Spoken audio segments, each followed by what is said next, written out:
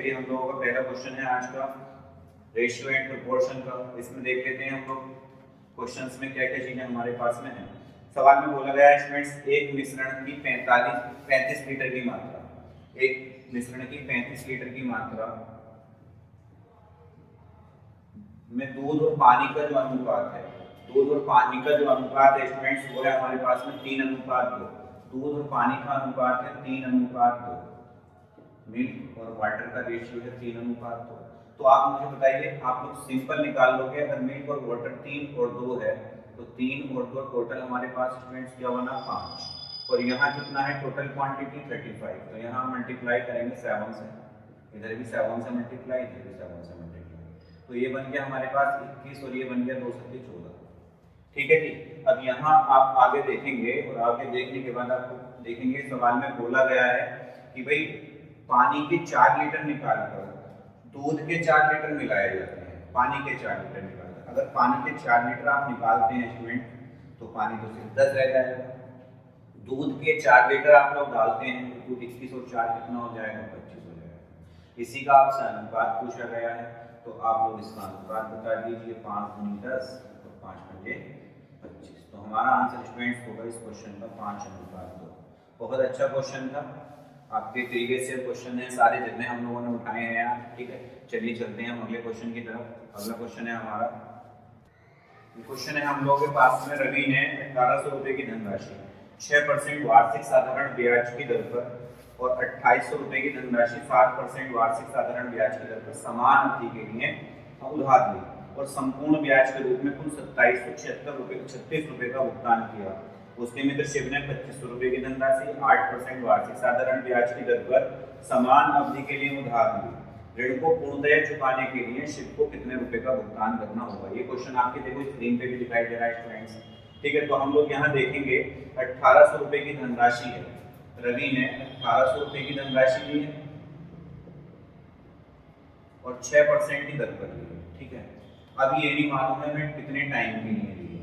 उसके बाद में रवि ने एक और धनराशि उधार ली है, ठीक है 2800 रुपए, और इसको लिया है उसने 7% की दर से। ठीक है, उसके बाद में उसने कुल जो ब्याज के रूप में दिया है स्टूडेंट्स वो 2736 रुपए दिया है टोटल। ये भी उसने टी समय के लिए लिया है, टोटल 2736 रुपया उसने जो है ब्याज का दिया है। तो आप लोग यहाँ आप लोग मुझे बताइए, अगर हम 1 साल का ब्याज निकालें रवि का तो आप ये कहेंगे, यहाँ लिख लेते हैं एसआई क्या बनेगा 1 साल का एसआई। तो आप लोग देखो परसेंटेज से 2 जीरो खत्म हो गए, तो यहाँ 18 कितना होगा 108, ये 108 बना। इधर देख लेते हैं परसेंट से 2 जीरो खत्म हो गए, 7 × 56 का 6 हुआ, हासिल 5, 7 × 14 और 5 हो गए हमारे पास में 19। यहाँ आप लोग देखेंगे 8 × 14 का 4, हासिल 1 और 10 का 0, हासिल 1 और 1 2 और 1 3। तो 1 साल का ब्याज स्टूडेंट्स कितना बना है 304, और उसने ब्याज के रूप में कितने रुपए चुकाए हैं तो आप लोग को दिया गया है स्क्रीन पर देखिए आप लोग 2736 रुपए उसने ब्याज के रूप में चुकाए हैं। तो 2736, 1 साल का ब्याज 304 है, तो 2736 रुपए का ब्याज कितने साल का होगा। तो आप लोग देखेंगे 4 नम 36, तो यहाँ से आप आइडिया लगा सकते हो 3 नम 27, तो ये कितनी बार कट गया 9 बार स्टूडेंट्स कट गया, तो टाइम जो होगा वो 9 बार होगा। अब आगे क्वेश्चन में बोला गया है किसी रवि का एक फ्रेंड है जिसका नाम है शिव, और शिव के लिए क्या बोली गई है बात स्टूडेंट, शिव के लिए कहा गया है कि शिव ने 2500 रुपए की धनराशि कितनी ली है स्टूडेंट 2500 रुपए की धनराशि कितने साल कितने की दर पर ली है। तो आप लोगों से बोला गया 8% की दर पर, कितने सालों के लिए ली है तो 9 सालों के उसने लिए राशि ली है इसी अवधि के लिए। अब इसका आप लोग इंटरेस्ट निकालेंगे और आराम से बता देंगे।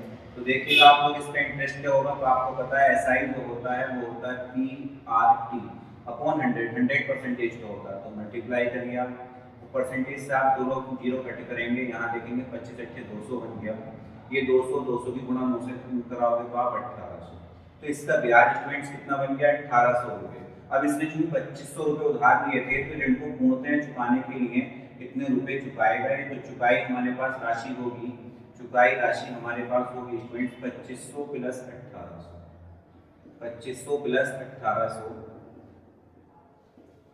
4300 रुपये। तो हमारा फाइनली आंसर स्टूडेंट्स इस क्वेश्चन का क्या आएगा 4300 रुपये हमारा उत्तर हो जाएगा। बहुत अच्छा सवाल था ये भी, दोबारा रिपीट करके बता देता हूँ आपको। देखिए, रवि ने 1800 रुपये लिए हैं 6% पे, समय नहीं मालूम है कितने समय के लिए लिए हैं। 2800 रुपये रवि ने 7% पे लिए, समय नहीं मालूम कितने, लेकिन जो समय ऊपर था उसी समय के लिए लिए। तो हमने एक साल का स्टूडेंट्स इनका इंटरेस्ट देखा, एक साल का इंटरेस्ट इसका 108 रुपये है, इसका एक साल का इंटरेस्ट 196 रुपये है। तो दोनों का इंटरेस्ट मिलाया तो एक साल का इंटरेस्ट बनता है 304 रुपये। टोटल इंटरेस्ट इसने पे किया है 2736 रुपये। तो 304 के हिसाब से इसका 9 वर्ष का बना। तो इसी अवधि के लिए बोला गया शिव ने 2500 रुपये की धनराशि उधार ली है 8% की दर पर। तो भैया उसमें इंटरेस्ट कितना दिया होगा, 1800 रुपये। तो 2500 मूलधन के 1800 इंटरेस्ट के, तो टोटल पेबल अमाउंट क्या होगी हमारे पास में, 4300 रुपये। ठीक है, तो चलिए चलते हैं हम लोग अगले क्वेश्चन की तरफ और देखते हैं अगला क्वेश्चन हमारा क्या है। तो स्टूडेंट्स, अगला क्वेश्चन हम लोगों का साधारण ब्याज की तरफ से और साथ ही साथ उसमें चक्रवृद्धि ब्याज, दोनों का कॉम्बिनेशन है। ठीक है, देख लेते हैं, आप लोग स्क्रीन पर देखिएगा क्वेश्चन। क्या क्वेश्चन कहता है, एक निश्चित धनराशि पर 10% वार्षिक ब्याज की दर से, 10% वार्षिक ब्याज की दर से, तो रेट आप लोगों को दिया गया है 10% वार्षिक ब्याज की दर से। टाइम दे रहा है 2 वर्ष का चक्रवृद्धि ब्याज 651 रुपये। 2 वर्ष का चक्रवृद्धि ब्याज फ्रेंड्स आप लोगों को दिया गया है 651 रुपये। टाइम दिया है 2 वर्ष, टाइम दिया है 2 वर्ष, और आपको कंपाउंड इंटरेस्ट दिया गया है 651 रुपये। अब आप लोगों से पूछा क्या गया है, तो पूछा गया समान धनराशि पर, जो अमाउंट यहाँ पर है, जो यहाँ पर है मूलधन, जो यहाँ मूलधन है उसी मूलधन पर, उसी मूलधन पर आगे बोला गया है क्या, पूर्व से आधी ब्याज दर पर। मतलब आधी ब्याज दर का क्या हुआ, 10 है तो यहाँ 5% पर। फिर आगे क्या बोला गया, पूर्व से दोगुनी अवधि के लिए, यहाँ t बराबर 2 है, यहाँ t बराबर कितना दिया है, 4 साल है। ठीक है, उसके लिए साधारण ब्याज ज्ञात कीजिए, आपको ऐसा ही हमें बताना है। ठीक है, तो आप लोग देखिए, सबसे पहला काम आपका क्या होगा स्टूडेंट, सबसे पहला काम है स्पी को निकालना। अब स्पी को कैसे निकालेंगे, तो आप देखिए इफेक्टिव से निकाल सकते हो। इफेक्टिव से आप कैसे निकाल सकते हो,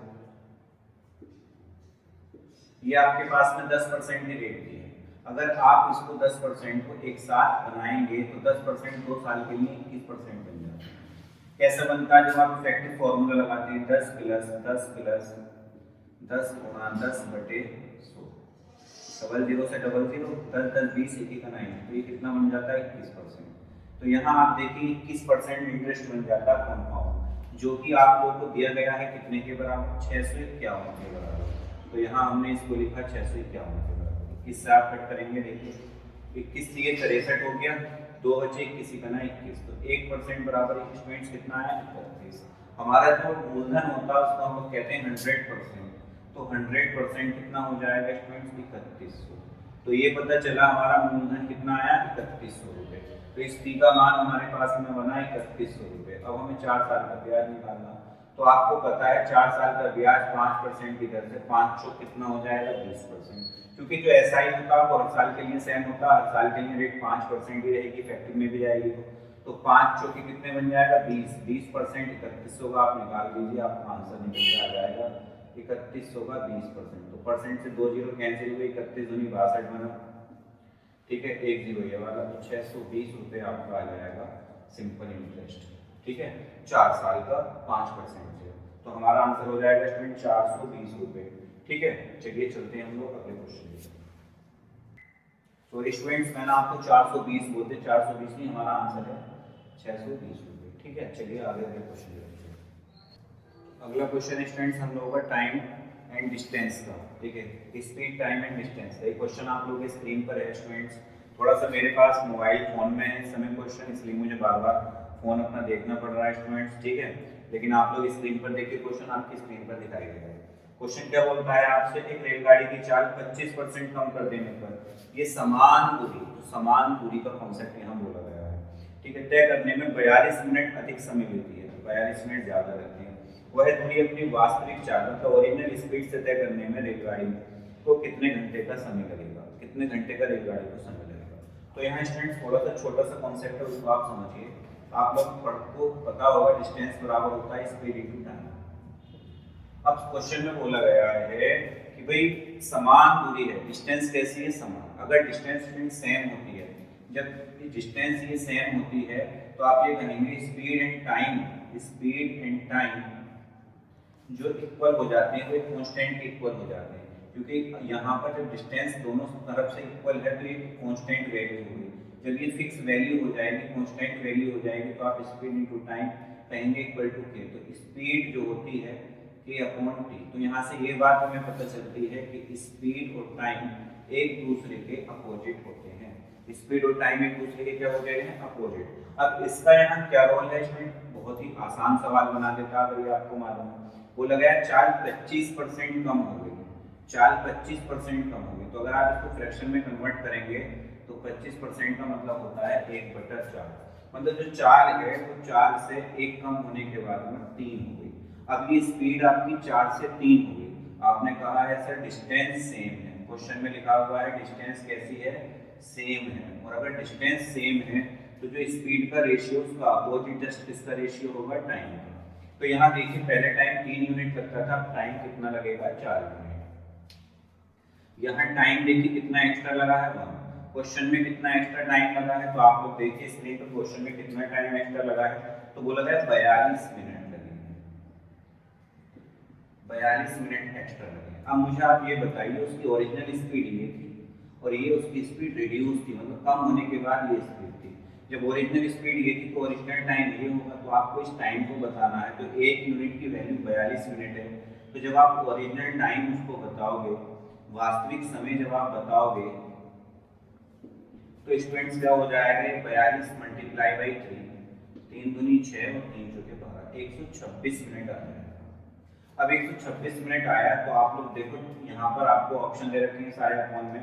तो आप कहेंगे सर 120 मिनट में तो 2 घंटे हो गए, ऊपर को बचे 6 मिनट। और 6 मिनट को जब आप घंटे में चेंज करेंगे तो 60 से डिवाइड कर देंगे, ये भी हमारा हो जाएगा। 6 का 6, 6 नहीं 60 बना, तो 2 सही 1/10 घंटे हमारा आंसर हो जाएगा। हमारा आंसर कितना हो जाएगा स्टूडेंट्स? 2 सही 1/10 घंटे। तो हमारा इस तरह से ऑप्शन नंबर सी बिल्कुल सही आंसर हो जाएगा।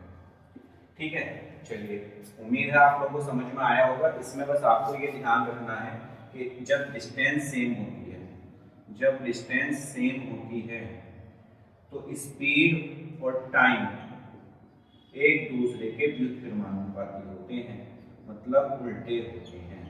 बस तो यहाँ उल्टा कॉन्सेप्ट करना है आपको। स्पीड 4 से 3 हुई, टाइम 3 से 4 हुआ, 1 बढ़ा 42 मिनट के बराबर, 3 बराबर 42 से 126 मिनट, आंसर निकल का आएगा 2 सही 1/10 घंटा। ठीक है जी, चलिए हम लोग चलते हैं अगले क्वेश्चन पे। तो स्टूडेंट्स हम लोग का अगला क्वेश्चन है एलसीएम और एचसीएफ का। और इस क्वेश्चन में हमसे बोला गया है यदि सीमा उसके पास सभी मौजूद कंचों को प्रत्येक 6, 10, 12 और 15 कंचों वाली पंक्तियों में व्यवस्थित कर सकती है और कंचों की संख्या पूर्ण वर्ग है। कंचों की संख्या कैसी है? पूर्ण वर्ग है। तो सीमा के पास मौजूद कंचों की न्यूनतम संख्या ज्ञात कीजिए। तो स्टूडेंट्स यहाँ आप लोग देख रहे होंगे कि इस टाइप के क्वेश्चंस हम लोगों ने किए थे एलसीएम एंड एचसीएफ के अंदर।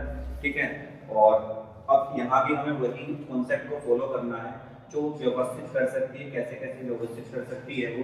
तो 6, 10, 12 और 15 कंचे हैं उसके पास में। ठीक है, और वह जो व्यवस्थित कर सकती है सभी कंचों को प्रत्येक 6, 10, 12 और 15 कंचों वाली पंक्तियों में व्यवस्थित कर सकती है। ठीक है, 6 वाली, 10 वाली, 12 वाली, 15 वाली। तो इसके लिए हमें एक ऐसा नंबर चाहिए जिसमें 6 से भी व्यवस्थित हो जाए, 10 से भी व्यवस्थित हो जाए, 12 से भी व्यवस्थित हो जाए, 15 से भी व्यवस्थित हो जाए, और साथ ही साथ में पूर्ण वर्ग भी होना चाहिए। तो हम लोग क्या करेंगे स्टूडेंट्स? इसको डिवाइड करते हैं, एलसीएम निकालेंगे सबसे पहले।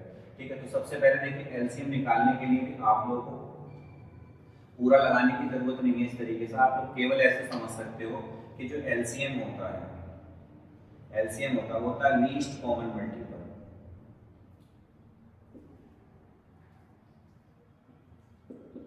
मल्टीपल। इसका मतलब क्या हुआ कि वह छोटी से छोटी संख्या जो इन दी गई संख्याओं से विभाजित हो जाए, मतलब कट जाए। तो ऐसी संख्या ढूंढो जो 6 से भी कट जाए, 10 से भी कट जाए, 12 से भी कट जाए, 15 से भी, मतलब इनका एलसीएम, और वो होगा 60। 6 के पहाड़े में 60 आता, 10 में भी 60 आता, 12 में भी 60 आता, 15 में भी 60 आता। तो हम लोगों ने देखा 6, 10, 12, 15 हमारे पास में संख्याएं हैं। इसका हमें ऐसी छोटी संख्या चाहिए जो इन चारों से कट जाए, मतलब इनका एलसीएम। तो एक तो गुणनखंड विधि होती है निकालने की, बाकी आप इसकी डेफिनेशन से भी जा सकते हो। चारों से एक ही संख्या कटती है जो है 60। तो आप लोग कहेंगे सर इसका जो एलसीएम बनेगा वो कितना बनेगा? 60 बनेगा। ठीक है, लेकिन क्या 60 एक पूर्ण वर्ग संख्या है? बिल्कुल नहीं है। 60 एक पूर्ण वर्ग संख्या है? तो आपका जवाब होगा सर नहीं है, ये पूर्ण वर्ग संख्या नहीं है। और हमें कैसी संख्या चाहिए स्टूडेंट्स? पूर्ण वर्ग संख्या चाहिए। तो अब हम लोगों को देखना ये है कि हमें क्या क्या, तो अगर ऐसा कोई क्वेश्चन मिलता है तो आप लोग इसके फैक्टर करके देख लो और उससे आप लोग पता कर लो कि किसकी कमी है, किसकी हमें जरूरत है। आपने 2 से कट किया, 2 तिया 6 बना, 2 पंजे 10 बना, 2 छंग 12 बना, 15 आपका ऐसे आ गया। अब आपने फिर 2 से कट किया, 3 ऐसे बना, 5 ऐसे बना, 2 तिया 6 आ गया, 15 ऐसे बना। ठीक है, 3 से कट किया, 3 करना 3, 5 ऐसे बना, 3 करना 3, 3 पंजे 15। उसके बाद 5 से कट किया, 1 ऐसे ही, आपने फिर देखा 5 गना 5, 1 ऐसे ही, 5 गना 5।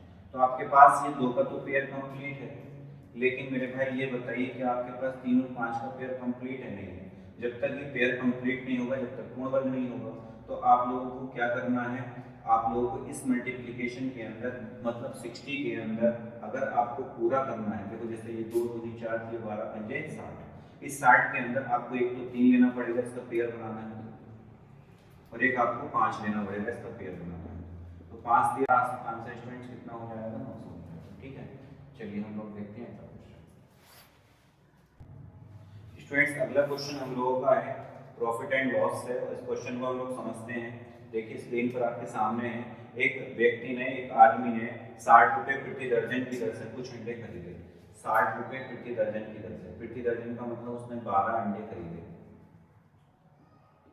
60 रुपए के उसने 12 अंडे खरीदे, मतलब भाव है, ठीक है, उतने ही अंडे। अब जितने अंडे इस भाव से उसने खरीदे हैं, जितने अंडे इस भाव से उसने खरीदे हैं, उतने ही अंडे 50 रुपए प्रति दर्जन की दर से खरीदे। उतने ही अंडे कितने से खरीदे हैं? 50 रुपए प्रति दर्जन, मतलब 12 अंडों के हिसाब से खरीदे हैं। तो इसका जो बेचने का भाव है स्टूडेंट, वो है उसने सभी अंडों को 70 रुपए प्रति दर्जन के भाव से बेच दिया। 70 रुपए प्रति दर्जन जो है वो उसने बेच दिया अंडों, ठीक है। और इस तरह से क्वेश्चन में बोला गया है आप लोगों से कि उसको 930 रुपए का लाभ हुआ। जो उसको प्रॉफिट हुआ है स्टूडेंट्स, वो कितने का हुआ है? 930 रुपए का। ये सारा डेटा आपको दिया, तो उसमें बोला गया है कि उसने कितने अंडे को सेल किया है, ठीक है, या उसने कितने खरीदे गए अंडों की कुल संख्या कितनी थी उसके द्वारा, ठीक है। तो देखो यहाँ समझो बात को, आपने देखा 60 रुपए में 12 अंडे, उतने ही अंडे, तो यहाँ सेम करने की आपको जरूरत है ही नहीं, 12 दे रखे हैं दोनों पे। तो आप सिंपल क्या करो, आप लोग यहाँ देखो 24 अंडे उसने खरीदे हैं, इन्हीं को खरीदा हुआ मान लेते हैं, और 24 अंडे उसने 110 के खरीदे हैं। अब उसने 24 अंडे स्टूडेंट्स 110 के खरीद लिए, और यहाँ 12 अंडे 70 के बेचे, या 2 से मल्टीप्लाई कराइए, तो आपने देखा 70 दूनी 140, तो उसने 24 अंडे 110 के खरीदे और 24 अंडे 140 के बेचे, तो स्टूडेंट्स उसको फायदा कितने का होगा? तो आप कहेंगे सर उसको 30 रुपए का लाभ हुआ, उसको 30 रुपए का लाभ हुआ है। अब उसको 30 रुपए का लाभ हुआ है स्टूडेंट्स, कितने अंडे खरीद कर लाके बेचने पर? 24 अंडे। सवाल में देखो आप लोग, आपको पता है, आपको क्या दिया गया है? 930 रुपए, 930 रुपए। तो अगर हम इसकी गुणा 31 से कराते हैं, क्योंकि 31 93 और ये जीरो आपके पास है, 31 से आप इधर मल्टीप्लाई कराएंगे, तो आप देखेंगे कि अगर उसको 930 रुपए का लाभ चाहिए होगा, उसको अगर 930 रुपए का लाभ चाहिए, तो उसको कितने अंडे खरीदने पड़ेंगे? तो आप देखो 31 चौके यहाँ पर हो गए 124, 50 हासिल हो रहे हैं स्टूडेंट्स 12, उसके बाद में 31 दूनी हो गए 62, 62 और 12 हो गए 74, तो 744 अंडे, 744 अंडे उसको खरीद कर बेचने पड़ेंगे, ठीक है। तो हमारा आंसर हुआ, आप लोग का देखिएगा 744 अंडे। अब इसमें जो दे रखा है ऑप्शन में हमने, वो दे रखे हैं दर्जन के हिसाब से, तो दर्जन के हिसाब से दे रखे, तो आप इसको दर्जन में कन्वर्ट कर लो, वरना यहाँ से भी कर सकते थे आप। ये 24 का मतलब हो गया, 24 को 12 से डिवाइड कर दो आप लोग, तो 2 दर्जन बनेगा, 2 दर्जन बनेगा, तो 31 की 2 से कर दोगे तो 62 दर्जन हो जाएगा। तो आंसर 62 दर्जन क्या, तो अगर अंडों की फॉर्म में है तो 744 अंडे हमारा उत्तर हो जाएगा, ठीक है। चलिए हम लोग देखेंगे फिर आगे, ये क्वेश्चन अच्छा क्वेश्चन है, ऐसा क्वेश्चन एग्जाम में मिल जाता है, एग्जाम के पॉइंट ऑफ व्यू से काफी इम्पोर्टेंट क्वेश्चन है, ठीक है। चलिए आगे देख लेते हैं।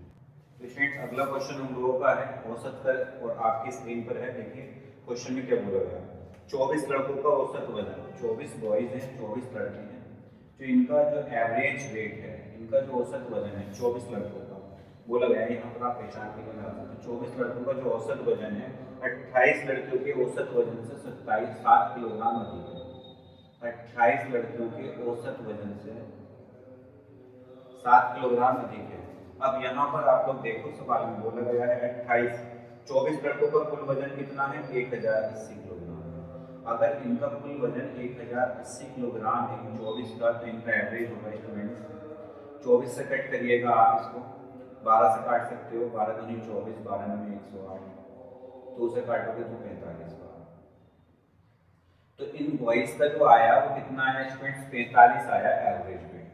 अब 45 इनका आया, और गर्ल्स के बारे में देखिए सवाल में क्या बोला गया है, गर्ल्स के बारे में बोला गया है, गर्ल्स से जो बॉयज का जो वेट है बोला गया है गर्ल्स का 28 लड़कियों के वेट से 7 किलोग्राम अधिक है। तो लड़कियों का वेट कितना होगा, तो आप कहेंगे सर 8 घटा दो इसमें से, तो कितना हो जाएगा 38। इनका टोटल पूछा है आपसे, इन दोनों का मल्टीप्लाई करा दो, तो इन दोनों का मल्टीप्लाई जब आप कराएंगे 28 गुना 38, तो आप देखेंगे 8 8 64, 8 दूनी 16, 16 4 20 और 22, 3 8 24, 3 दूनी 6 और 4 6 8 और 10। तो आंसर हमारा कितना बनेगा स्टूडेंट्स, 1064 हमारा उत्तर हो जाएगा, 1064 kilogram. Option number A answer हो जाएगा। ठीक है, इस सवाल को दोबारा से देखो समझते हैं। 24 लड़के थे, 28 लड़कियां थी, बोला गया है 24 लड़कों का जो वजन है टोटल वो 1080 किलोग्राम है, तो औसत इनका 45 हो गया। अब सवाल के अंदर आपसे बोला गया था कि जो लड़कों का वजन है औसत, वो लड़कियों के वजन से 7 किलोग्राम कम है। ये यूं कह सकते हो लड़कियों के वजन से 7 किलोग्राम अधिक है। दूसरे शब्दों में यूं कह सकते हो कि लड़कियों का वजन लड़कों से 7 किलोग्राम कम है। तो अगर इनका लड़कों का 45 है तो लड़कियों का 38 होगा। और आपको पता है टोटल निकालने के लिए आपको क्या कराना पड़ेगा, आप जितनी गर्ल्स हैं उसका औसत से उनका मल्टीप्लाई कराओगे तो टोटल वेट निकल कर आएगा 1064 किलोग्राम। ठीक है, चलिए आगे हम लोग देख लेते हैं अगला क्वेश्चन। स्टूडेंट्स ये क्वेश्चन है हम लोग का सिंप्लीफिकेशन का, और इस क्वेश्चन को हम लोग देखते हैं। देखिए, तो यहाँ सबसे पहले आप लोग देखेंगे ऑफ है आपके पास में, तो ऑफ को ही सबसे पहले हल करेंगे, तो ये हो जाएगा 8 दूनी 16। ठीक है, डिवाइड इसको अपॉन में लेकर आ जाओ तो 3, तो वैसे ये बनेगा 5 3 15, 15 और 4 हो गया 19 बटे 5। ठीक है, अब ये डिवाइड बाई एक्स है ना आपके पास में, तो डिवाइड बाई एक्स इसके अपॉन में आ जाएगा यहाँ। उसके बाद में आप लोग देखोगे माइनस 9 चौक 36, 36 और 7 कितना हो गया 43, 43 अपॉन में 9, ऐसे इधर कर लो, 9 6 54, 54 और 8 कितना होना 62 बटे में। ठीक है, ये चीज आएगी, इसको हम इधर ले जाते हैं, तो 16 बटा 3 प्लस 19 बटे 5 एक्स। ये हमारे पास में दोनों के हर सेम है, तो 9 ये आपस में जुड़ जाएंगे, तो 2 3 5 6 और 4 10, 105 हो गया। ठीक है, इसको आप छोटा भी कर सकते हो, 3 3 9, 3 3 9, 3 5 15, ये 35 बटा 3 हो जाएगा। अब 16 बटे 3 भी उधर ले जाओगे आप, तो 19 बटे 5 है, ये 35 बटा 3 इधर बटा जाएगा, 3 माइनस में जाएगा तो ये माइनस के 16 हो जाएगा। अब ये देखिएगा 19 बटा 5 एक्स, 15 में से 6 गया तो 9 बचा, 2 में से 1 गया तो ये बना 19 बटा 3। तो आप लोग देखोगे यहाँ पर ये 19 है, इधर 19 से 19 कैंसिल हुआ स्टूडेंट्स, x बराबर 5 होगा 3 बटा 5, 5 बटा 3 नहीं होगा 3 बटा 5 होगा, क्योंकि 1 अपॉन एक्स है ना, नीचे है ना x, तो आंसर क्या बन जाएगा इसका 3 बटे 5।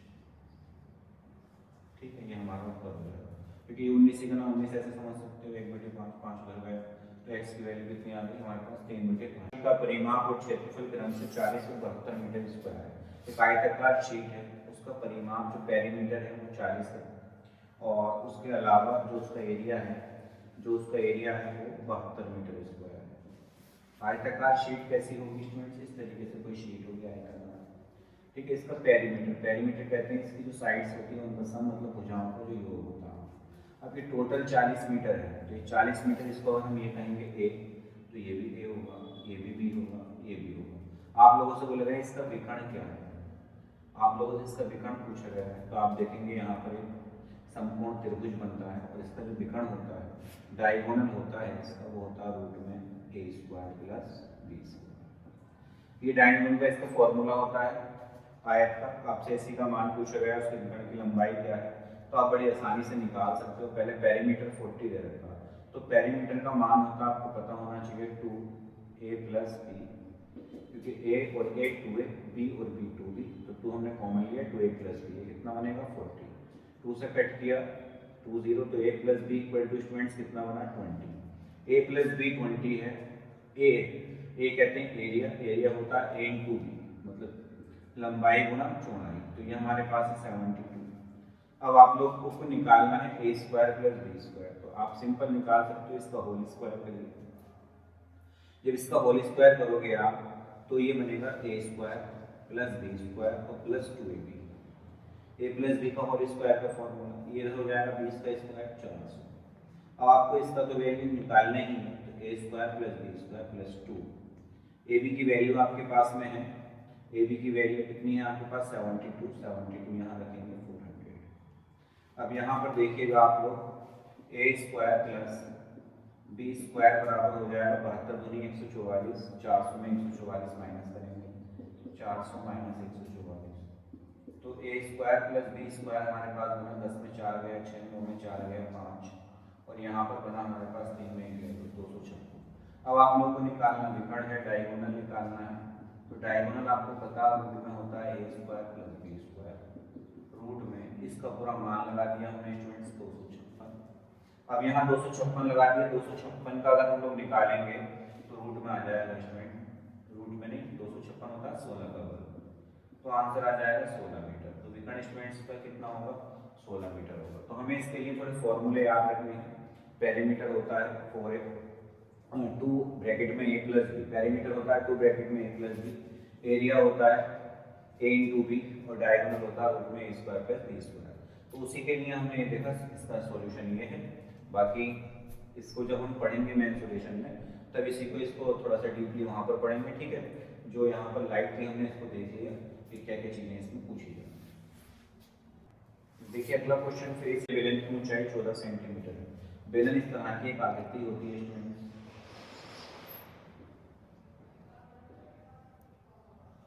इसमें भी कुछ फॉर्मूले होते हैं। इसकी रेडियस है, इसको हम एच बोलते हैं, ये भी रेडियस होती है इसकी, ठीक है।